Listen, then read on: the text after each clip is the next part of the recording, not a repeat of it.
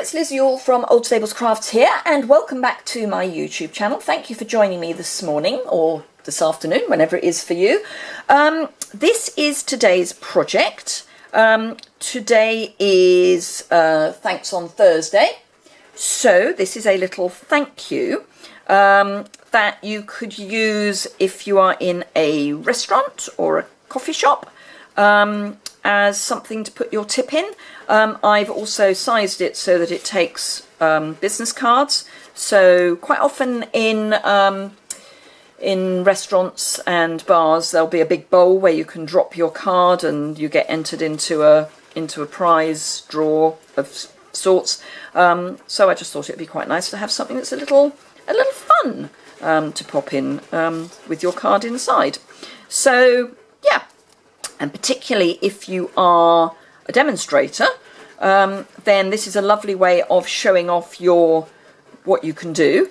And obviously you could change up the papers and what have you that you use. But this is using the lovely, because I'm a coffee fan, Coffee Cafe suite, or coffee shop suite. So it's the stamps, the matching dies and the paper.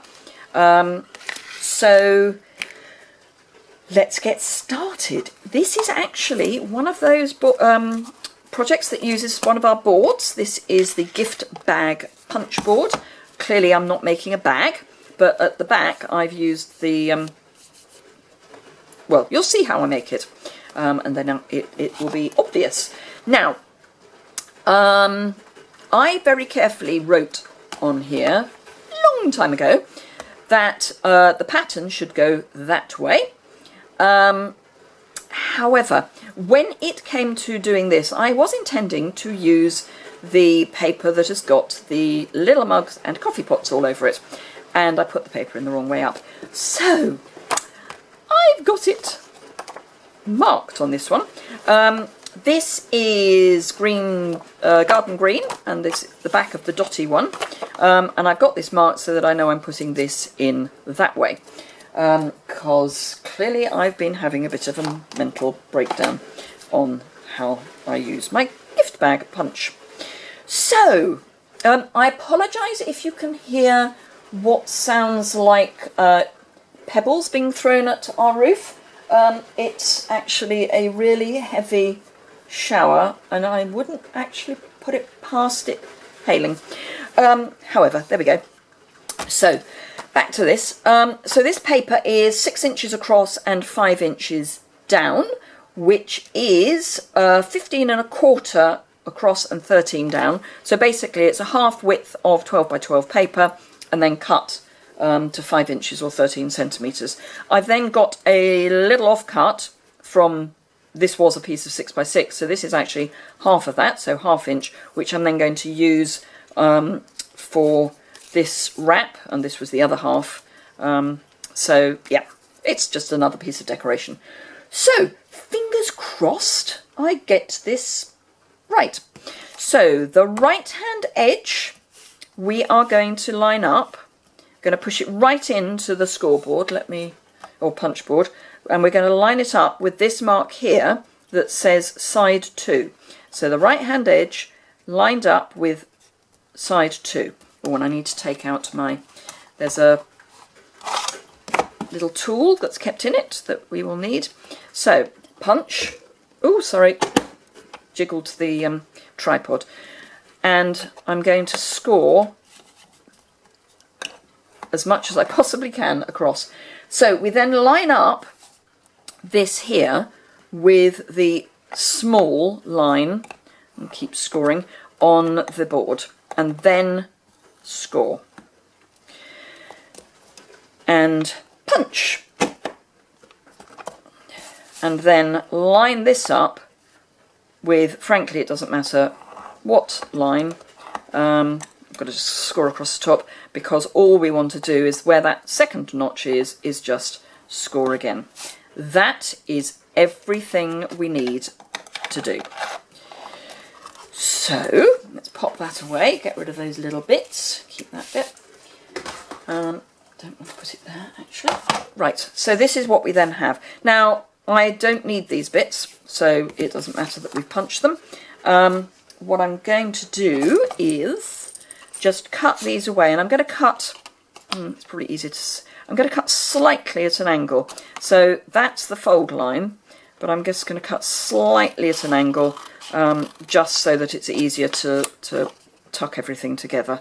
I'm not doing a massive wedge, just a little wedge, and then fold in. I put the bit away. Fold these in. Make sure they're lined up at the top before you burnish, and then again fold in, lined up at the top, and burnish. And then the bottom flap will come in. However, before we do all of that, this actually should line up in the middle, which is why it's done the way it is. And miracle of miracles, and this wasn't planned. Look, it matches across the back. Hurrah! Love it when things happen. It's almost as if it was planned. This is a 1-inch circle punch, which is what I've used for this. You could use something slightly smaller if you want, but I had the 1-inch to hand. So I'm just going to notch out a little bit, and I'm doing this by eye. Notch out a bit in the middle. You don't have to do that step, but I just thought it was a bit fun. And then, because this is only paper, I'm going to take my snail and run that along the seam that is the shorter of the two sides. And then I'm just going to add a little bit there, because that does stick up and I want it to not catch. So, oops, what I shouldn't have done, of course, is do that with the, hopefully because it's snail, it will let me unpeel it enough to get the end out, because we actually want that on the outside. Hurrah! Right, so, and again, it's paper, it's not taking much pressure, so snail is fine. There we go. You could actually have your flap in, but I specifically wanted the flap out. And if you had the flap in, then put your snail on the flap, fold it up, and then put your sides in. Right, so that's all of that done. Now I need my scrap of Whisper White and a scrap of Pear Pizzazz. Pear Pizzazz is in the pattern paper. So we'll do some stamping, which I've got everything actually mounted up. And tomorrow, when you come back, you will understand why I say what I say, because I've done this in a different order. Right, garden green, and this is the wooden cup. So this is this image. So I'm using this image, the lid, the Thanks a Latte again, and the wrap, which is what that is. Cannot believe this weather. Right, there we go. So just put that there, and I'll, do I need this again? No. No. No. Used to be indecisive and all that. Right, so that's transferred across. I'm not too worried that that's not brilliantly stamped, because most of it's going to be covered up. If you do find that happening, then just use your piercing mat, and that will sort that out. I don't actually need to take that off. And now I'm going to take my early espresso and do the other stamping.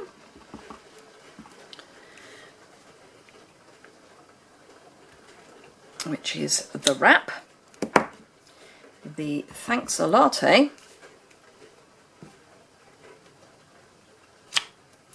and the cup lid, which hopefully I've still got enough room to get onto this piece of card.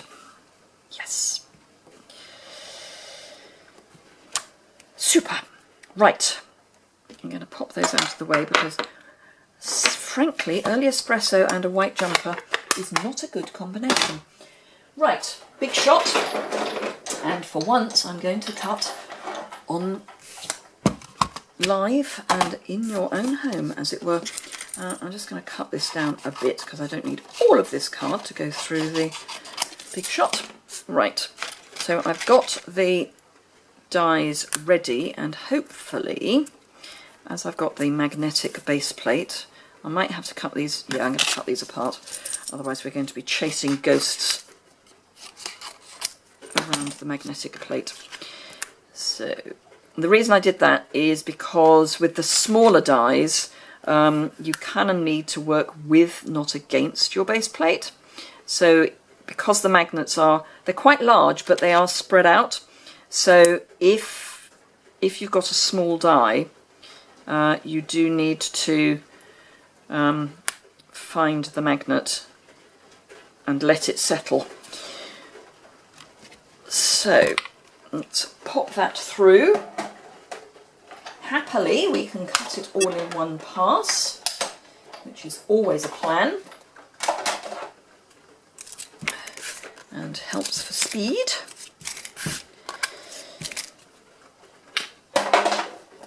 Right, get that out of the way, and we are jolly nearly there. She says famous last words. Right, let's get rid of these scrappy pieces. So, roll the sleeves up. What we need is, I've got the corrugated elements pieces, and I need an oval. They are gorgeous. We've got a heart, an oval, and these little bitty tags, and they are just to die for. So, yeah, love them. Love them, love them, love them. Right, bit of snail on the... Actually, no, I didn't want to do that. Didn't want to do... Oh, no, I did. No, I did. I tell a lie. I did. Because I was going to change it up. Right, so that's almost square. I'll come back to that. Right, so this I'm going to stick on with a bit of wet adhesive. No. Used to be indecisive. Fast fuse. I want my fast fuse because what I actually want to do is put quite a lot of fuse on there, leave it down and grab my linen thread, which is what I used on the previous one. On the previous one I wrapped the linen thread around the whole cup. This time I'm going to do something slightly different. I'm just going to straighten the thread out on my bone folder because it's kinked, and it then actually helps because what I want to do is just attach some loops of linen thread to the back of my corrugated piece, and you kind of let the thread tell you where it wants to go. And then just check that you're happy with it. Yep. Might have one more loop.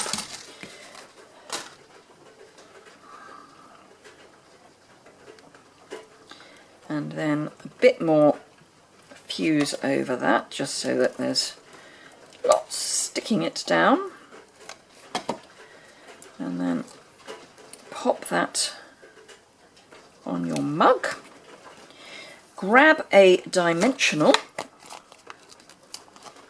for the back of your thanks a latte,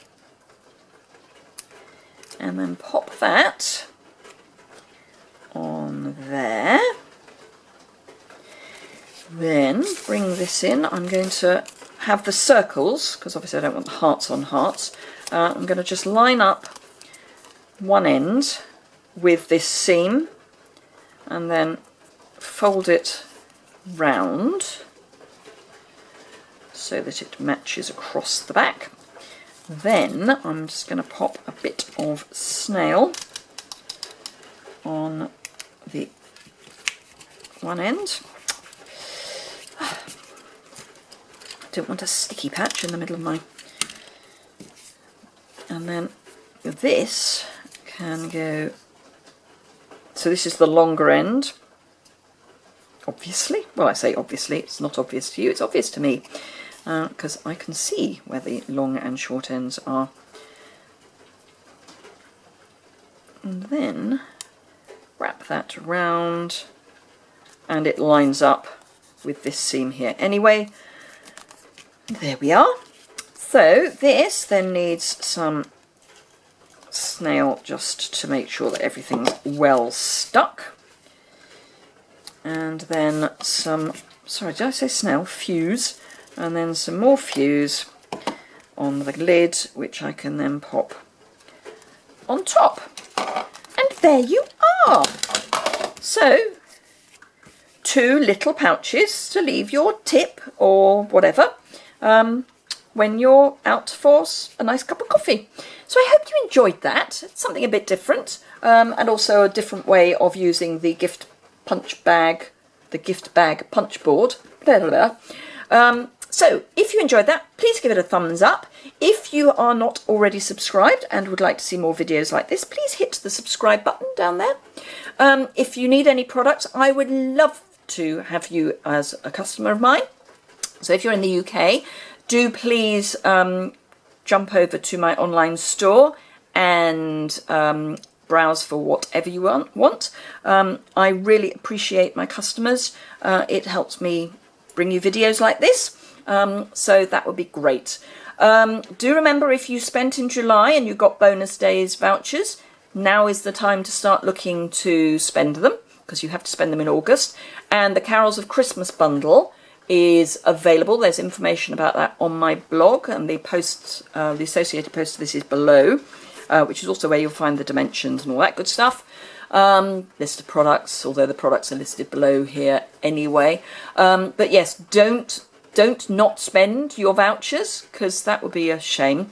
However, do find the email that you were sent with the voucher codes in and copy and paste those into the order system. That seems to be a more successful way of getting them to work. Some people have been trying to type them in, and you're typing a code that's gibberish. It's not necessarily working terribly well, but I spent mine yesterday when I'm recording this, and it worked fine by copying and pasting, so fingers crossed and thumbs up and all that good stuff. So I hope you have a better summer than we are currently having, and look forward to seeing you again tomorrow for Friends on Friday.